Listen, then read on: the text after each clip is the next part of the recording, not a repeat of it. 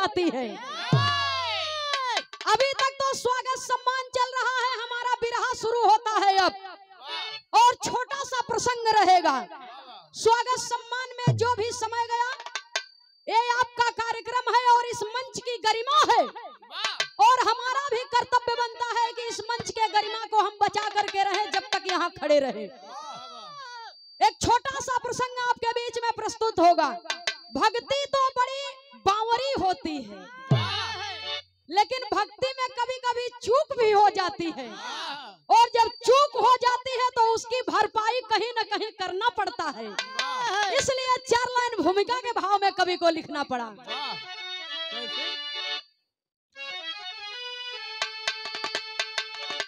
मोर ध्वज भक्त राजा शिबियो दधीची, भक्ति और शक्ति सबकी तरह से हरी। सच्चा साधु अटल पथ पे चलता सदा, ना बिचल वो सका लाख अपदा परी। हरि में जो रम गया हरि भी उसमें रमा, अरे वेद वक्ता आदिम कभी कहाँ गए। मंगल और साली कहते कलम कर मिले, भक्ति में लाख आपदा सहज सह गए।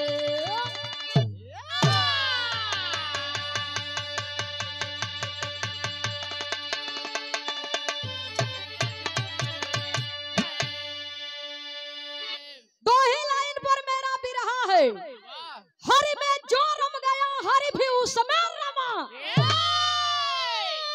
वेद वक्ता आदिम कवि कह गए। जो भगवान में रमा भगवान भी उसमें रम गए। चारों युग में परीक्षा लिए हैं, चाहे सतयुग हो, चाहे त्रेता हो, चाहे द्वापर हो, चाहे कलयुग हो। कभी राम के रूप में, कभी श्री कृष्ण के रूप में, कभी संतों के रूप में। एक गजल का भाव है, मास्टर साहब कहना है,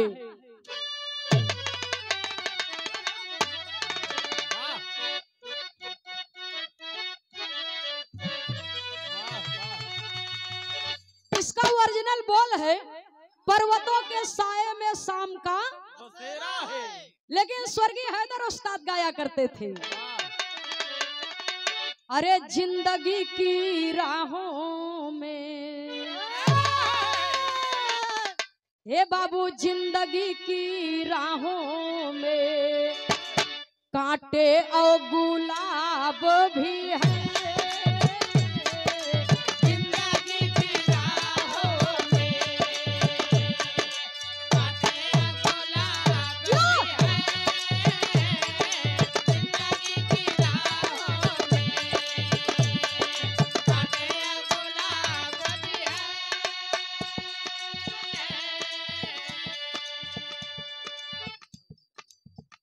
सेवा में श्रीमान बाबू राजबली यादव जी उर्फ दाढ़ी बाबा, तेवर बरैछा की पावन सरजमी से गाने के भाव पर सादर 501 रुपया दे करके सम्मान किया। बहुत बहुत आप श्रीमान जी के श्री चरणों में सादर नमन करती हूँ। जय श्री कृष्ण। ये जिंदगी की राहों में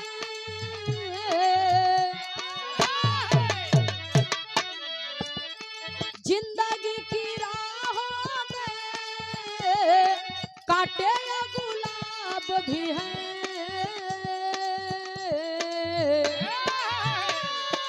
आपके सवालों में, आपके सवालों में छिपा आपका जवाब भी है। आपके सवालों में छिपा आपका जवाब भी है। आपके सवालों में छिपा आपका जवाब भी है। जिंदगी की राहों में कांटे और गुलाब भी हैं। एक स्वाभिमानी व्यक्ति के लिए जिंदगी सहज नहीं होती है, तमाम कठिनाइयां उसके राह में आती हैं। लेकिन आपके सवालों में छिपा आपका जवाब भी है। जब कांटा रहेगा तभी तो पुष्प फूलों का राजा कहलाएगा। विरह में कवि को संकेत करना पड़ा, कहना है अरे दोस्ती में दोस्त अपना, दोस्ती में दोस्त अपना जान भी दे देते हैं, दोस्ती में दोस्त अपना जान भी दे देते हैं, दोस्ती में दोस्त अपना जान भी दे देते हैं, दोस्ती में दोस्त अपना जान भी दे देते हैं, बेवफाई दोस्त जो करे, बेवफाई दोस्त जो करे तो जान भी ले लेते हैं, बेवफाई दोस्त जो करे तो जान भी ले लेते हैं, बेवफाई दोस्त जो करे तो जान भी ले लेते हैं।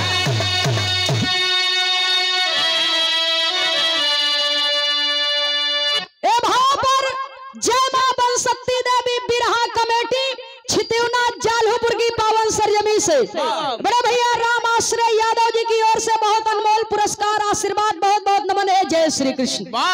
सुनने वाले श्रोता सज्जनों, कहानी का शुरुआती हमें से बात, दोस्ती में बेवफाई और गद्दारी का स्थान नहीं होता है, और यदि दोस्ती में गद्दारी का स्थान हो जाता है तो यह जिंदगी रहेगी या जिंदगी चली जाएगी।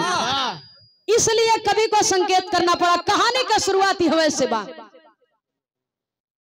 सेवा में श्रीमान बाबू राजबली यादव जी उर्फ दाढ़ी तेवर परीक्षा से सादर 201 रुपया दे करके सम्मान किए। बहुत बहुत श्रीमान जी के श्री चरणों में सादर प्रणाम करती हूँ। जय श्री कृष्ण। कहानी की शुरुआत है, कहना है बाबूजी,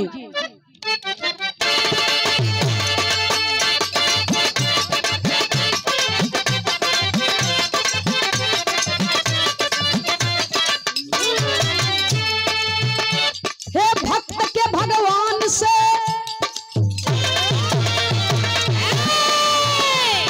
भक्त की भक्ति से भगवान पिघल जाते हैं, भक्त की भक्ति से भगवान पिघल जाते हैं, दर्शन देने के लिए खुद ही चले आते हैं।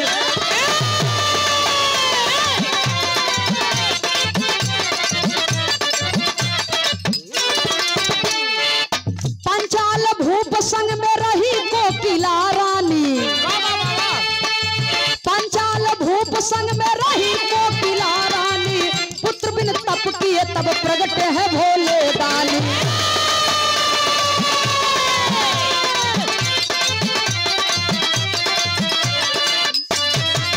दिए वरदान शंभु होएगी इच्छा पूरी,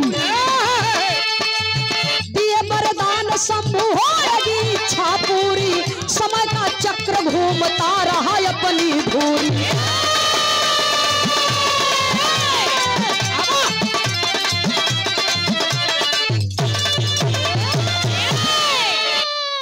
महाभारत की बहुत सारी कहानियां आप लोगों ने सुनी होंगी, लेकिन जहां न पहुंचे रवि वहां पहुंचे। हमारे मंच पर उपस्थित हमारे पूज्य कवि जी श्री खेमराज यादव मोछ वाले, जिनके देख रेख में हमारी शिक्षा दीक्षा लालन पालन और बिरहा की समाज मुझे मिली है। पूज्य कवि जी के श्री चरणों में मैं सादर प्रणाम करती हूँ, श्रोता भगवान के श्री चरणों में सादर प्रणाम करती हूँ। लेकिन महाभारत की एक अनोखी कहानी जिसमें श्री कृष्ण जी का कोई पाठ नहीं है, महाभारत की एक अनोखी कहानी आपके बीच में प्रस्तुत है। पांचाल नरेश राजा द्रुपद, बाजा वाले भैया सीटी न दे, हमें सब दोस्त देते हैं नंदनी बाजा वालन के भाव बढ़ा दिए हैं। सीटी न दे भैया, तनी बढ़िया से बजावा, आपो को मर्यादा रह जाए हमरो।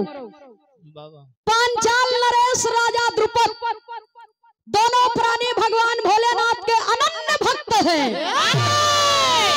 है तो राजा किसी चीज की कमी नहीं है। लेकिन औलाद का गम फौलाद का पानी बना देता है। राजा है लेकिन उनके गद्दी का कोई उत्तराधिकारी नहीं है। बाबा भोलेनाथ की भक्ति की तपस्या किए, बाबा भोलेनाथ राजा द्रुपद की भक्ति से प्रसन्न हो गए। बोलो वश क्या चाहिए? रानी कहा था हमें बिटिया चाहे, राजा कहा था बेटवा चाहे। रानी कहा बिटिया चाहे, राजा कहा बेटवा चाहे, बाबा भोलेनाथ कहा नहीं मस्त ऐसा ही होगा, जा तो है बिटिया मिल जाए इनके बेटवा मिल जाए। इतना कह करके बाबा भोलेनाथ लक्ष्य हो गए। अयहर राजा द्रुपद के परम मित्र थे राजा हिरण्यवर्मा। दोनों जने में मित्रता रही बाबूजी, और दोनों जने के मेहरारू गर्भवती भैन संग है। वो कहा तोहरे बिटिया होए हमारे अगर बेटवा होए तो दोनों जने में शादी हो जाए, अगर तोहरे बेटवा होए हमारे बिटिया तो दोनों जने में शादी। ई दोस्ती रिश्तेदारी में बदले। धीरे धीरे समय बीता, राजा हिरण्यवर्मा की पत्नी ने एक बेटी को जन्म दिया। कहा हमरे यहाँ बिटिया पैदा भईबा। तब राजा द्रुपद सुने थे अपने दुल्हन से कहा बेटवई हो आऊ। दुल्हनिया कहा हमारे मान के बा बेटवा हो आऊ। सुने वाले बाबूजी कहा 2 दिन नहीं चाहे 10 दिन ले लू और बेसी समय ले लू लेकिन बेटवा हो आऊ। अब धीरे धीरे समय बीता बाबूजी, और जब समय बीता गर्भवती हो गई रानी, मन विभोर हुआ। हुई है बेटी नगर में बेटे का शोर हुआ। पैदा हो गई बिटिया। कहीं राजा हमार सुन ले तो जहर खाए के मर जाई। एह बरे नारा काटे वाली नाउन चमाइन से कहिन की भेद जिन बताऊ। मन चाहा इनाम ले ले लेकिन भेद मत बताइए। पंडित जी से कहा जाए के राजा के कही दे तोहार लड़का मुहरे में पराबा, और अपने बेटवा के मुंह तब तक न देखबा जब तक बियाह न हो जाए। पंडितों जी जाके झूठ बोले न, जो नारा काटे वाली दाई रही वो झूठ बोले और रानी मुंह मांगा इनाम दिहिन। बिरहा में एक लाइन तर्ज लगा मास्टर साहब, कहना है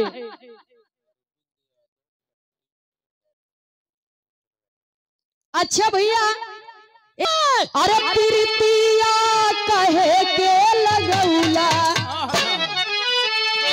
बेकल जिया रहलो न जाए।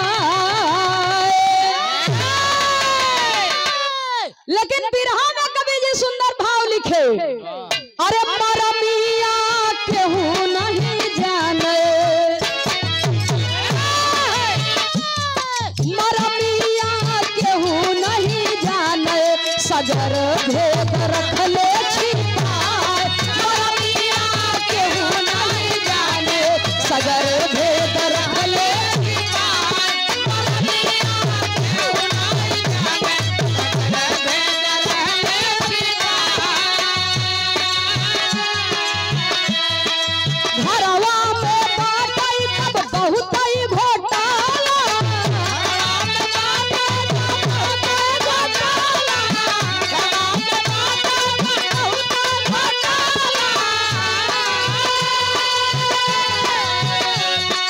चंदा के जैसन बढ़ रोज बाला,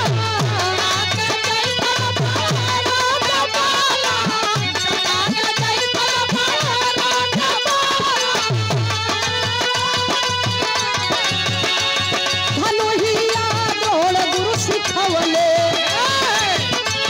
धनुहिया दौड़ गुरु सिखवले, सगर भेद रखले छिपाए। धनुहिया दौड़ गुरु सिखवले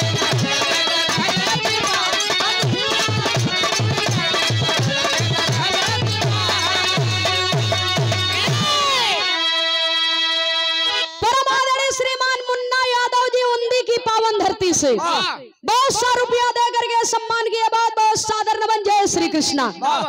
सुनने वाले श्रोता सज्जनों कवि को संकेत करना पड़ा। घरवा के भीतर बा बहुत घोटाला, चंदा के जैसन बढ़े रोज बाला। घरे के भीतर गड़बड़ झाला होता होता, लड़की के लड़का बना के पालन पोषण किया जाता। द्रोणाचार्य गुरुजी के बोलावा गया, सारा भेद बताई दिया गया, कहन इज्जत तोहरे हाथे बा। गुरुजी के ओके बताया, ओके लड़का बना के धनुर्विद्या सिखावे लगे। धीरे धीरे बाबूजी धनुर्विद्या जब सिखावे लगे, बाल अवस्था क्रॉस की है, जवानी के दहलीज पर कदम रखे, ओके लोहे का कपड़ा बनवाई दिया गया, लोहे का बख्तर, तो ओके ऊपर से पहिरावा। जब लड़की सयान हो गई तो शरीर में बदलाव हुआ, तो लोग जान जाए ही बदे लोहे का कपड़ा बनवाई गए, नीचे लोहा का बख्तर पहिराई दे, तब ऊपर से वो वस्त्र पहिरे, क्यों जाने से नहीं भेद के, ताकि मैच खेले तो ओकरे गेदस न लागे। अरे वाह, बिल्कुल सही बात।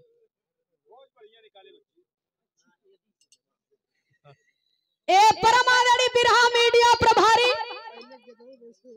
बड़े भैया श्री कमलेश वर्मा जी उदयपुर वाराणसी की पावन धरती से, और इनकर धर्म का बेटवा हुआ हमारा छोटा भाई है सूरज यदुवंशी। कवि जी काहे गरियावत हैं? हाँ, लड़का है नहीं। बिरहा गायक सूरज यदुवंशी प्रयागराज की धरती से, और मीडिया प्रभारी बड़े भैया कमलेश वर्मा जी उदयपुर की पावन धरती से। सुंदर पुष्पहार ये धर्म का बेटवा है, और धर्म का बाबूजी की ओर से हमारे धर्म का भैया है। और बिरहा में बिरहा गवैयन के पाछे बड़ी मेहनत करत थी, 2 चक्का से कुंडा प्रतापगढ़ कौशाम्बी चला जाती। बहुत बहुत सादर नमन है, लेकिन बिरहा में कवि को संकेत करना पड़ा, कहना है बाबूजी।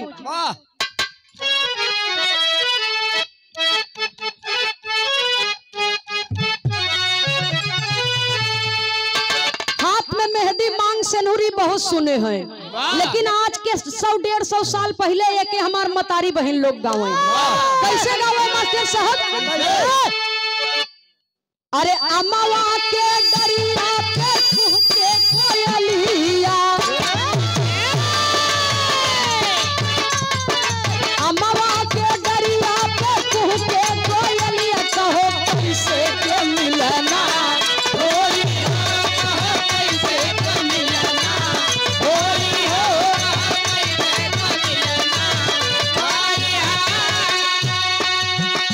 अरे सासू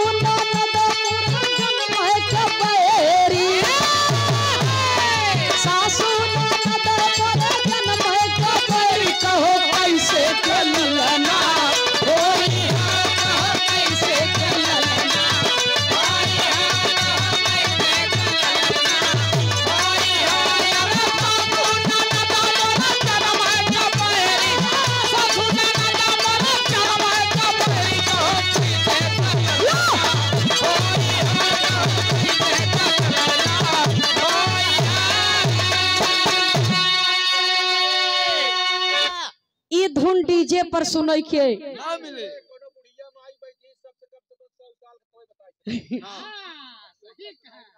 तो हमार ठठरिया नहीं बा, जियरा पूरा नहीं बा कभी जी। हाँ भैया हो, ए बड़े भैया मीडिया प्रभारी कमलेश वर्मा जी उदयपुर वाराणसी की पावन धरती से काहे बार बार सीटी देता भैया? सुनने वाले बाबूजी, अच्छा आप लोगन के स्पष्ट सुनाता ना, और पीछे भी सुनाता ना, तब ठीक बा। तब सीटी बढ़ाई भैया।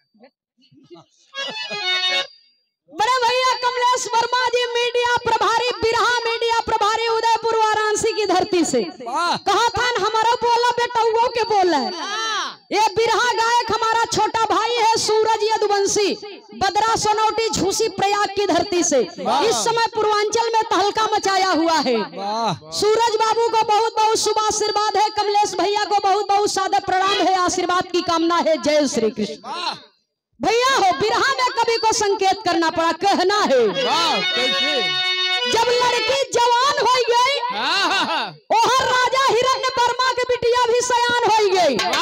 देखा धोखे में काम होता, बिटिया के बेटवा बनाए के सिर पर मौर बंधता, तब कवि के लिखे के पड़ा। अरे शुभ साइत लखी लगन पड़ल बा, शुभ साइत लखी ब्याह पड़ल, शादी के बजनवा बाजता, शादी के बजनवा बाजता, शादी के बजनवा बाजता। समधी समधी गरे मिले है, समधी समधी गरे मिले है, मन में मयूरवा नाचता, हमें ही मयूरवा नाचता, हमें ही मयूरवा नाचता।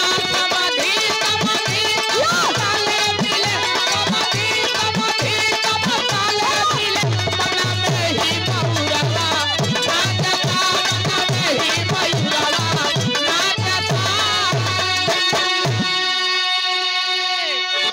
बारात लेके बड़े धूमधाम से गए, दुआर चार हुआ, जल जल पान हुआ, भोजन संपन्न हुआ, बियाह संपन्न हो गए। लेकिन व्यापारी बाबू क्यों भेद जानेस, पहलवान बाबू क्यों भेद नहीं जानेस कि जेकरे संगे बियाह होता वो वैसे ही बा, जवन मऊर बांध के आई बा वो वैसे ही बा। जकरा संगे बिरहा हो तो हो वैसे ही वैसे हो। सही बात है, जैसे हम सब दोनों जनी बिरहा गावत है, एकदम माइनस, वैसे जनी जना में नहीं, जनीन जनी में बियाह होता। बियाह हो गया, दुल्ही घरे आई गई, बड़े प्रेम पूर्वक से रिवाज से बाबूजी रीत रिवाज से मुंह दिखाई होता।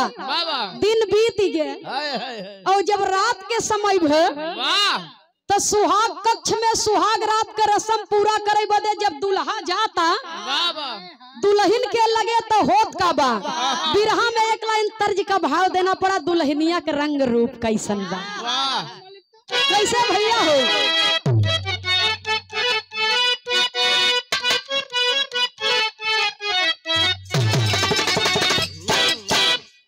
अरे लाल लाल होठवा से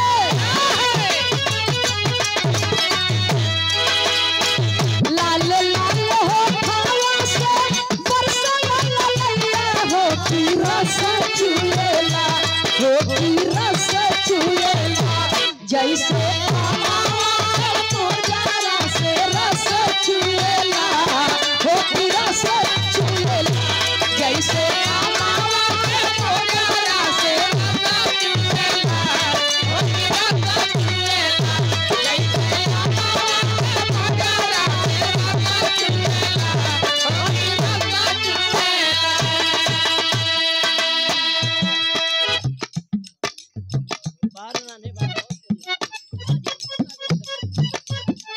सेवा में श्रीमान राजे। हेलो लेकिन बिरहा में कवि जी कितना सुंदर भाव लिखे, कहना है कैसे। लाले लाले से नूरा से, लाले लाले से नूरा से चमके लाले लाले से नूरा से चमके हो गजब लागेला, सावन बरसे जस बदरवा गजब लागेला, हो गजब लागेला, सावन बरसे जस बदरवा गजब लागेला, हो गजब लागेला, सावन बरसे जस बदरवा गजब लागेला, हो गजब लागेला। यहाँ तक तो ठीक ठाक बा, अभी तक दुल्हन सेज पर बैठी दुल्हा का इंतजार करता, लेकिन जब दुल्हा गवा दुल्ही के लगे वो समय का पोजीशन का बा, कहना है।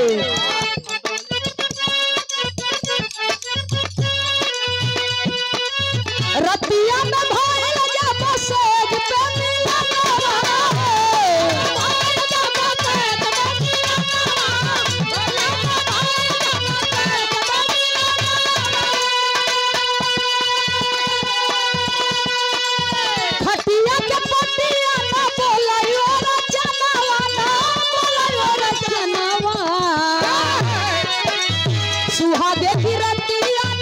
सुहागे की रतिया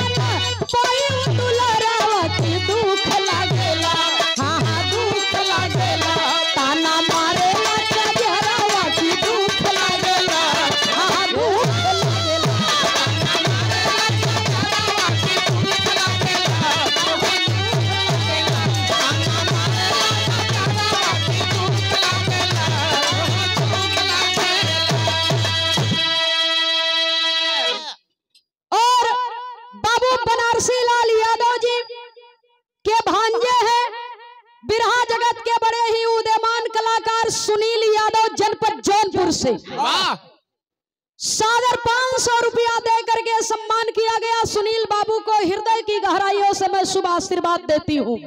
आगे बढ़े, अपना नाम रोशन करे। अच्छी गायकी है, सभ्यता के भीतर गायकी है। सुनील बाबू को बहुत बहुत शुभ आशीर्वाद है। हमारे मीडिया प्रभारी जी के करकमलों द्वारा ये पुरस्कार आया है। बहुत बहुत आपको सादर नमन है। और शिखर बिरहा कमेटी के अध्यक्ष महोदय बाबू राजेंद्र यादव जी के करकमलों द्वारा कई बार पुरस्कार आया। पुनः से सादर 101 रुपया सम्मान दे करके आपने हमें आशीर्वाद दिया है। बहुत बहुत सादर नमन। जय श्री कृष्ण। सेवा में श्रीमान शंभू पटेल जी, आपके करकमलों द्वारा सादर 200 रुपए का आशीर्वाद आया है। बहुत बहुत सादर नमन, आशीर्वाद की कामना है। बिरहा का मेन पॉइंट सुने वाले बाबूजी जरा गौर करेंगे। उल अख्तर बख्तर पहिरे, लोहे वाला कपड़ा लिए अख्तर बख्तर पहिरे, वो कुल चला जाता बाबूजी भीतर।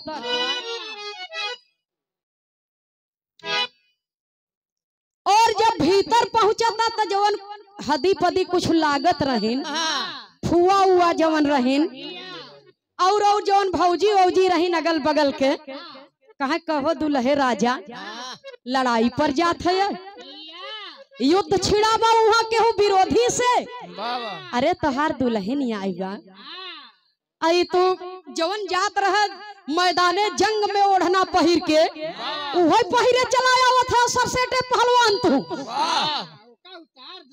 जब इतना बतिया सुनता दुल्हवा, तब भीतर तक कुछ बा, बाहरे तक कुछ और बा। कहा था तो है सबके काम मालूम, हम उतार के जाई, जब समय आए तब उतरे। खाली उतरे तो बॉर्डर पे उतरे। और जब पहुंचा तो बाबूजी दुल्ही के लगे, दुल्ही चरण स्पर्श की है, पलंग पर प्रेम से बैठा लिए। और जब बैठा लिए हाल समाचार होता, लेकिन यहाँ लिखा गया खटिया के पटिया न बोले और चनवा। सुहाग रात धीरे धीरे होकर मातम में बदल चाहता। बतलात बतलात जब आधी रात बीत गई, दुल्हवा कहा हमारे नींद लागता। कहा नींद लागत, कहा यहाँ कहा कुछ हमार तबीयत 5-6 दिनों से नहीं सही बा, कुछ नींद लागत हमारे, कुछ हमार तबीयत तनी गड़बड़ बा, सोई लेवे दा तो हम सोई ले थकी मानी हो। जब इतना बतिया सुनत तो दुल्हरिया कहता ई कपड़वा उतार दा, कम से कम अच्छा तबीयत आपके नहीं सही बा, हाथ पैर दबाई दे, मालिश वालिश कर दे, कमर उमर दबाई दे। दुल्हा कहे देखा ऐसे सोई दा, कपड़ा उतारे की हिम्मत नहीं न हमारी। राधा हार्डवेयर मुहाव से सादर 101 रुपए का आशीर्वाद आया है। बहुत बहुत सादर नमन है। दुल्हिया चुप मारे बा, जब कुछ बोलता ही ना है ना, तो दुल्हवा सोवता तो कैसे सोवता। बिरहा में एक लाइन तर्ज का भाव है मास्टर साहब, यहाँ पे हमारे इलाहाबाद प्रयागराज का खाटी तर्ज बात है, बढ़िया से बता के आवा।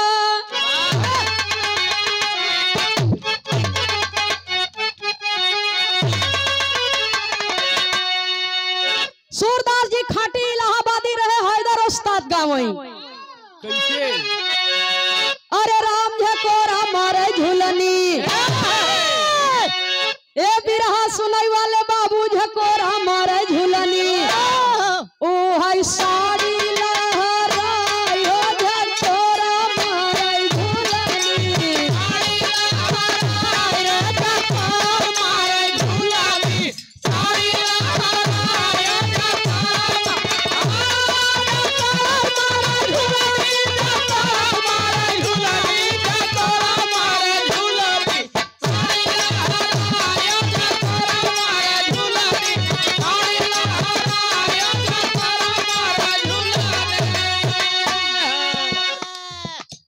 लेकिन एक हम गाई थे, अरे राम राम बनवई मनई, ए बिरहा सुनई वाले बाबू राम बनवई मनई, मनई बनवई राम के, राम बनवई मनई, मनई बनवई राम के, राम बनवई मनई, मनई बनवई राम के, राम बनवई राम के,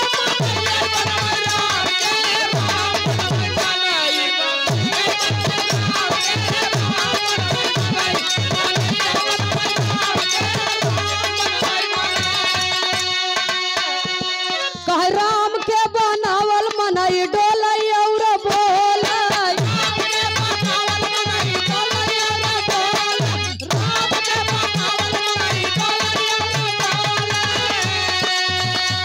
हे मनई के बनावल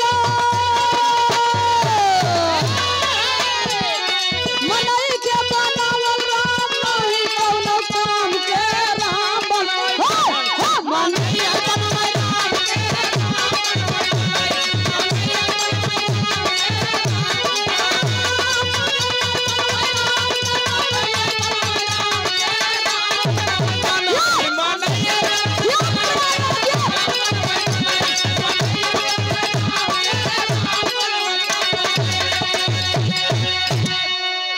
सेवा में श्रीमान बाबू असोड़ा दो ताड़ी से कभी को संकेत करना पड़ा कहना है कैसे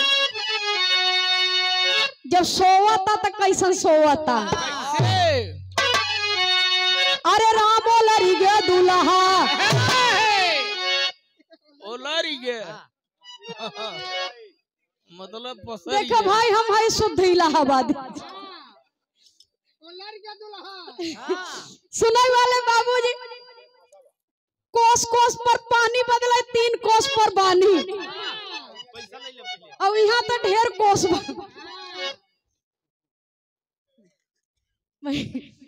इलाहाबादी दुल्हा वो लड़ गया भैया हो रुक जा तोहरे मन के भरम दूर करते सूरदास जी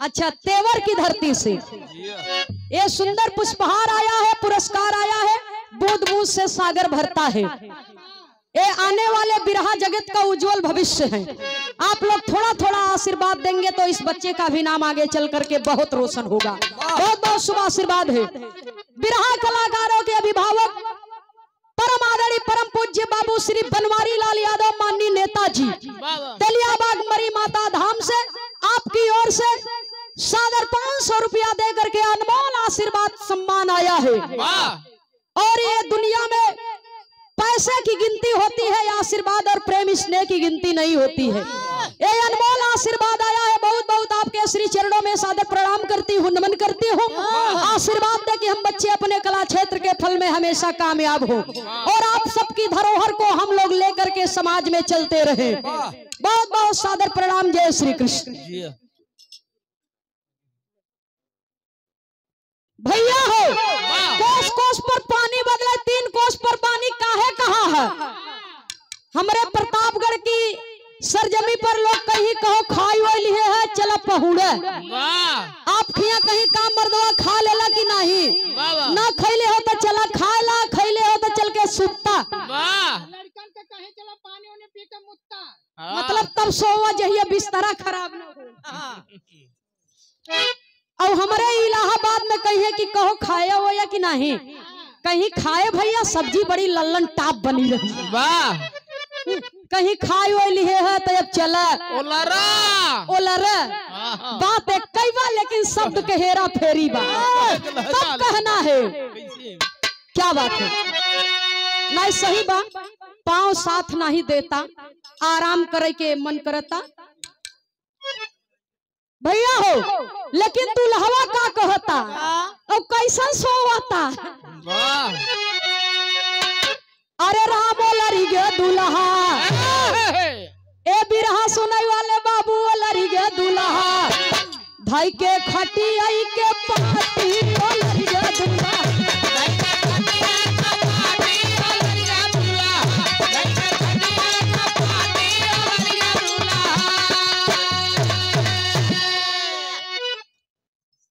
अरे लागल बा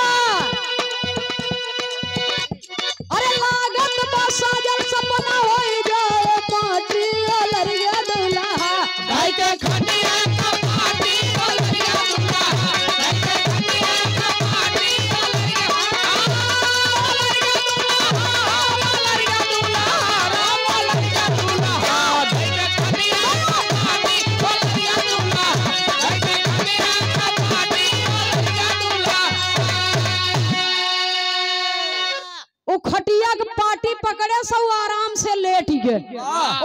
का मतलब बाकी कवन रात यही सुनने वाले बाबूजी तब कवि के लिखे के पड़ा। कैसे अरे खोद के जगावई गोरी अपन सजनवा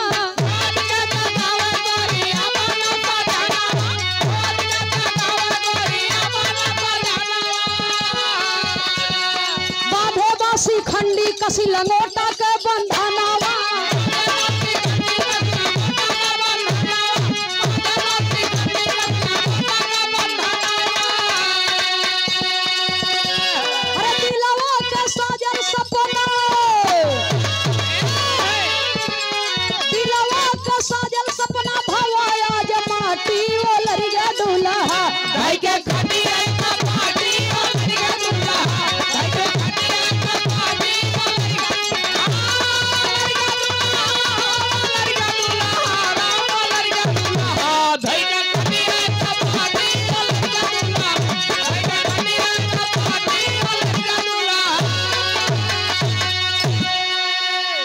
सुनने वाले बाबूजी जब ही सोई गए तो दुल्हन खोद खोद के जगावता खोद के जगावता कि उठे उठे कुछ सेवा कई दे हमहू तोहार हाँ लेकिन खोद के जगावे गोरी अपन सजनवा बांधे वासी खंडी कसी लंगोटा के बंधनवा कि एकदम अपने समय पर है डोरी तनिको ढील न हो पावे नहीं भेद खुल जाए। अच्छा उठाए के खोद के जगाए के पलट के कहा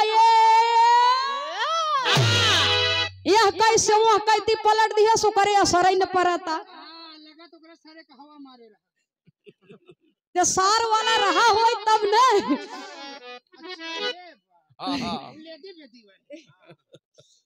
ओके पलट दिया सो उठाए के वह कहती कह दिया सो के असर ही न पहुंचता।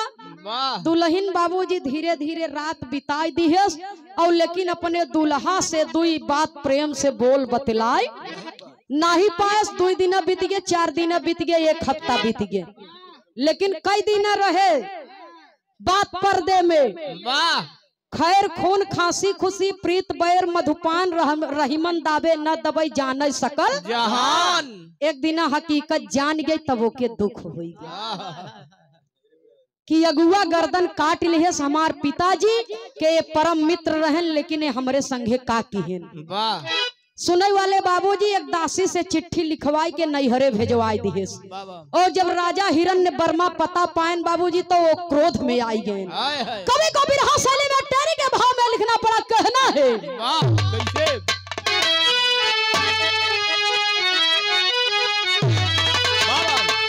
अरे राम अरे नहाई खूनी खंजर जंग में तो पहले द्रुपद धूप के गर्दन काटा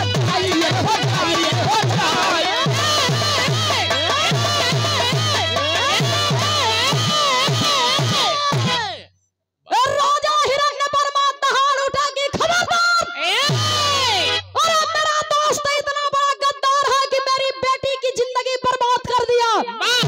पहले राजा द्रुपद का गर्दन काटूंगा उसके बाद उसकी बेटी का गर्दन काटूंगा जो अपने सिर पर मोर बांध करके आया और मेरी बेटी की जीवन को सत्यानाश कर दिया। राजा हिरण्यवर्मा अपनी सेना सजा करके चल दिए। हर जब खबर मिली पांचाल भूप के तो करते क्या है गाना करीब में है बिरहा में पपट के लाइन में लिखना पड़ा।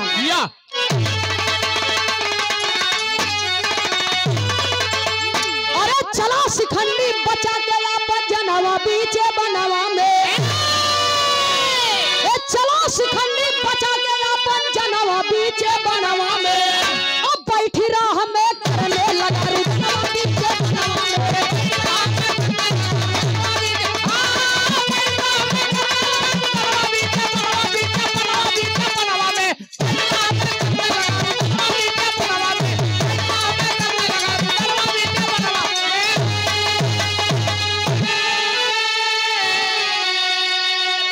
अरे मिला ये छेक दिया शिखंडी सारी हाल बताई हो और तजब जिंदगी मार कटारी ये दुख सहा न जाई हो।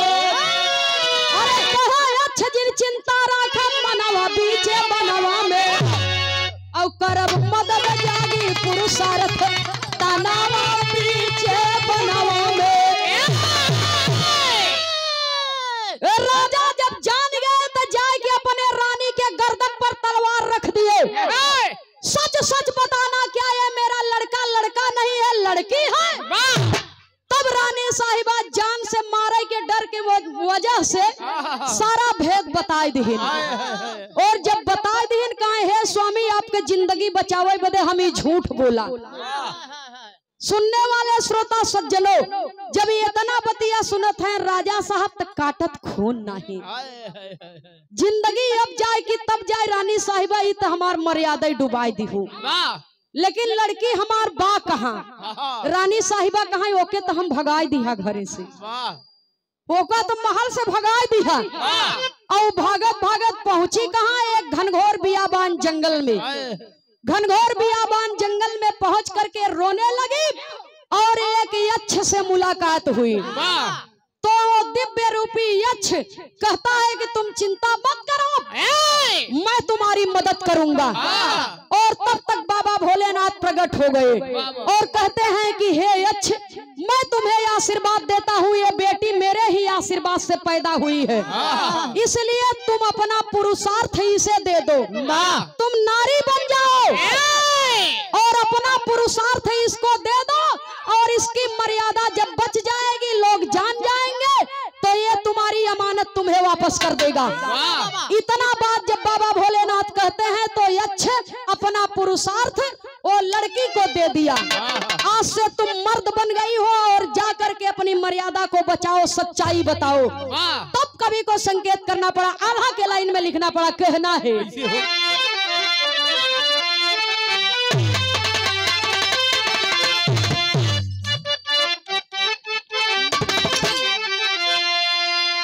अरे जागल मारा दैया तब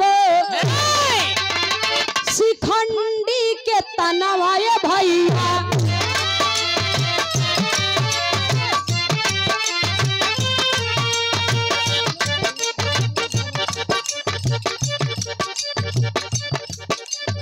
भैया राधा हार्डवेयर मुहाव वाराणसी सादर 201 रुपया दे करके सम्मान किया गया।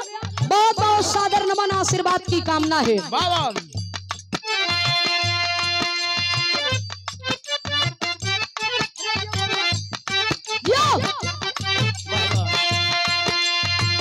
जागल मारा दैया तब शिखंडी के तनवाए भैया, जागल मारा दैया तब शिखंडी के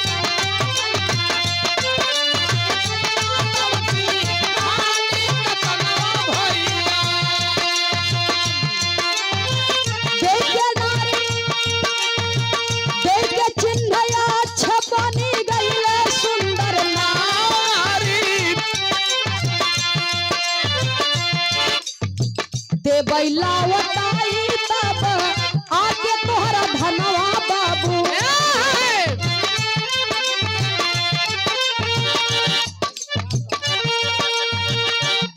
एक मिनट रुकिए, एक ही चीज बोलवाइए, या बोलने वाला या बिना बोलने वाला, फिर से दीजिए दीजिए फिर से दीजिए।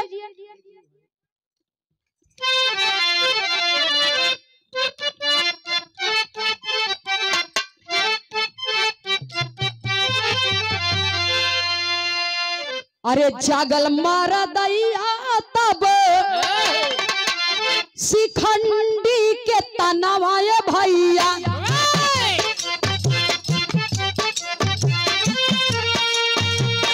दई के चिन्हया छपनी गईले सुंदर नारी, पुरुष रूपवा में जब तोहके सब जनी है भैया, देहा लावटाई इह चिन्ह हो हमारी, आयल राजधानी राजा रानी जानी गईले पंचो, हो गए पुरुष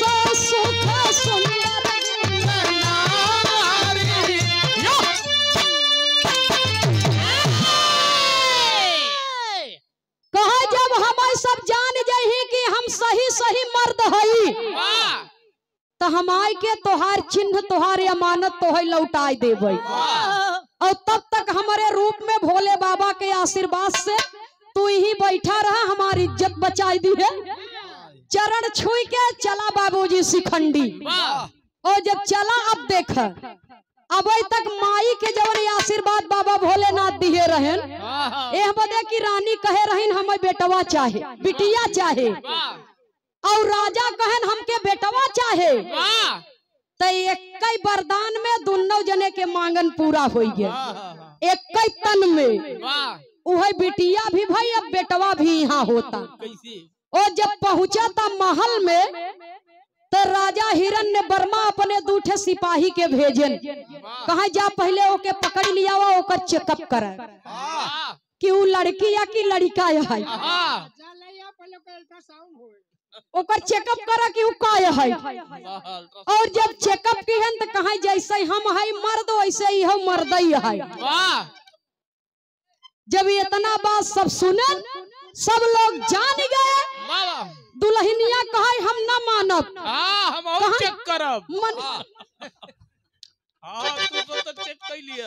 कहा मनबू कब, कहा जब हमरे लगे यही तब। भैया प्लास्टिक को चलो। लेकिन ये दोपहर की बात रही मास्टर साहब भैया। तो जब दुल्हा गया दुल्ही के लगे अब हो गए पुरुष सुख बन के मर्दनवा, और भीतरा में खुशी तब भैली गुलनार। सुनई वाले बाबूजी जब अपने पति के प्रेम पाए बा तब ओकर सारी शिकायत दूर हो गई। कहे अपने पति के प्रेम जब पायस तो सारी शिकायत होकर दूर हो गई। और दासी से सनेश कहवाई दिहस कि कह दे अपन सेना लाई के लौट जाए। अरे बाबू कहे तू सब अरे बाबू करते अब यो बेकाबू होत सेना लाई के अपन लौट जाए। और जब सेना लाई के लौट गया ओहर अच्छा हैरान। और जब ये अच्छा हैरान है बाबूजी तब कवि को संकेत करना पड़ा, कहना है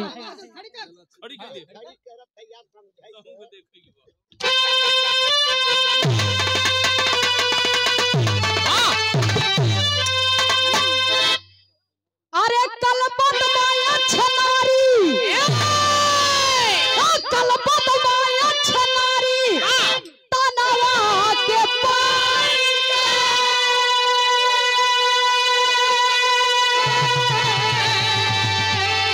और बनवा में घूमयू है चेहरा।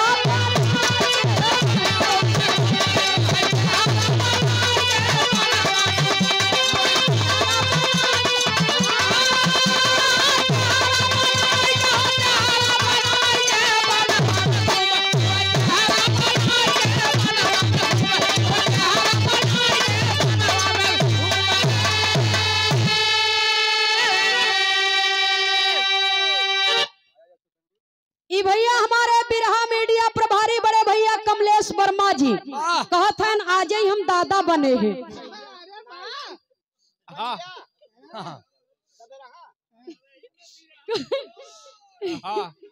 आशीर्वाद बा कि तू पोतौ बन जा।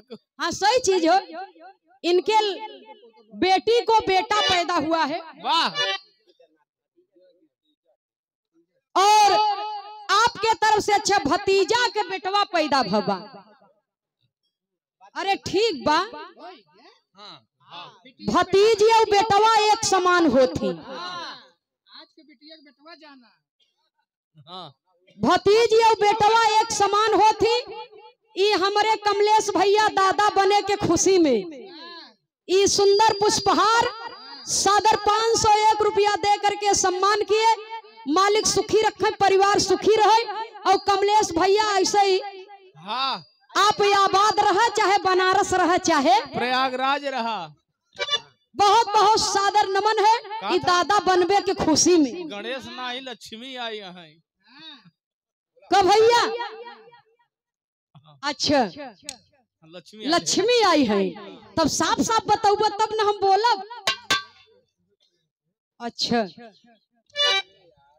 ई भैया कहत है नहीं दादा बना है ओकरे खुशी में 500 रुपया पुरस्कार और पुनः से पुरस्कार ये छोटा भाई हमारा सूरज यदुवंशी बिरहा गायक प्रयागराज। बहुत बहुत शुभ आशीर्वाद है। कमलेश भैया को बहुत बहुत सादर नमन है। कहना है बाबूजी,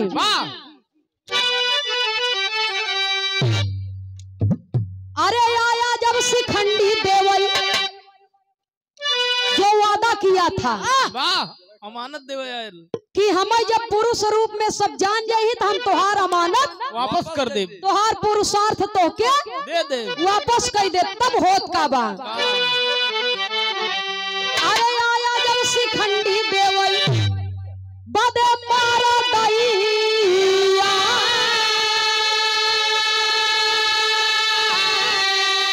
अरे रोई के सुनावा अच्छा सारी विपदैया।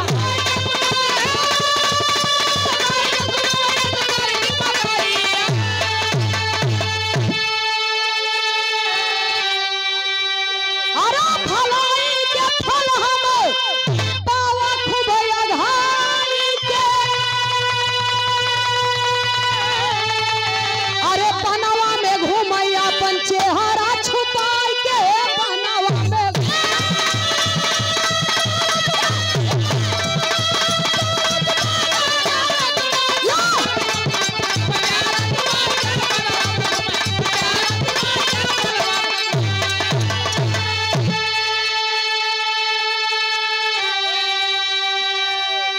यक्षों के राजा कुबेर आकाश मार्ग से जा रहे थे और जब यक्ष के देखे कहा हमारे प्रजा के इतनी बड़ी दुर्दशा, यक्ष हाथ जोड़ करके कहने लगा कि बाबा भोलेनाथ के आदेशानुसार मैंने अपना पुरुषार्थ दे दिया राजा द्रुपद के लड़की के।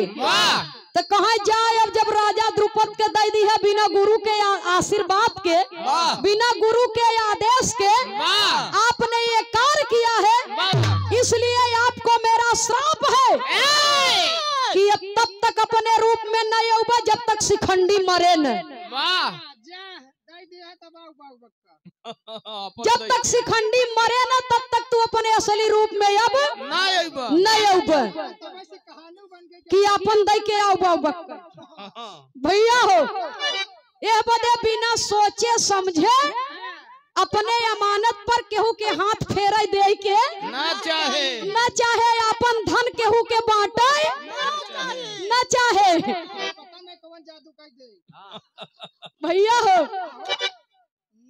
तब शिखंडी आए जब वापस करे बरे उनकर अमानत, यक्ष कहा मेरे गुरु कुबेर का श्राप मुझे मिल गया है, अब हम चाह के भी अपन पुरुषार्थ तो से वापस न ले सकब। ए बदे जाए अब जब तक तू जिंदा रहबा तब तक हम नारीन रूप में भटकत रहा जा तब आनंद होगा। जा भाई जे सुखी रहे ते सही। इतना बात कह करके यक्ष वापस कर दिए। अब यहाँ बाबा भोलेनाथ का दिया वरदान सत्य हो गया बाबूजी। राजा साहब कहा बाह रानी साहिबा, रानी साहिबा का करी हम तो कहे रहे ना कि बेटवा हो आओ चाहे 10 दिन पछड़ के तो लिहेस तो समय इतना दिन के। अब तक के बिटिया रही अब बेटवा हो गया तोहरा पूरा हो गया हमारा पूरा हो गया। और दुश्मन लाख पैदा हो गया न का करे उस शिखंडी मारा जाए तो का करे बेचारू अपन असीला रूप पावे। आखिरी लाइन में खानदान के परिचय के साथ में कहना है,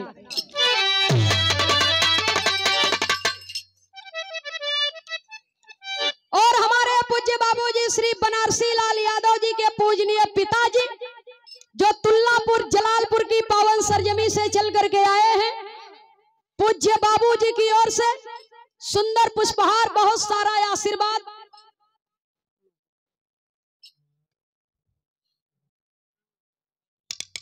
परम आदरणीय परम सत्य पूज्य माननीय श्री सभाजीत यादव जी जो हमारे बाबू बनारसी लाल यादव जी के परम पूज्य पिताश्री हैं, आपके कर कमलों द्वारा ये सुंदर पुष्पहार बहुत सारा अनमोल आशीर्वाद आपके श्री चरणों में मैं सादर प्रणाम करती हूँ, नमन करती हूँ। जय श्री कृष्ण।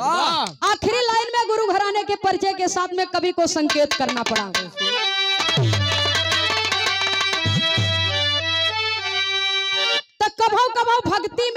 चूक हो जाता और उपकार करना भी अभिश्राप बन जाता है। इसलिए कहना है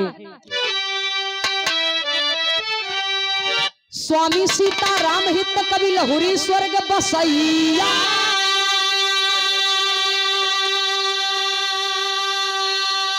मंगल जौनपुरी विजय कवि के रक्षक शारद मैया।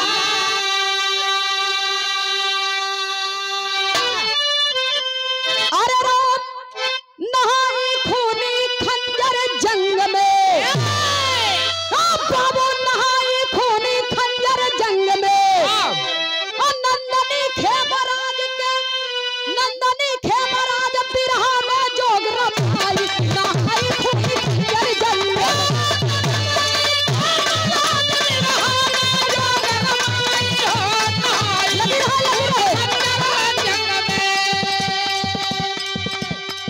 नहीं चाहिए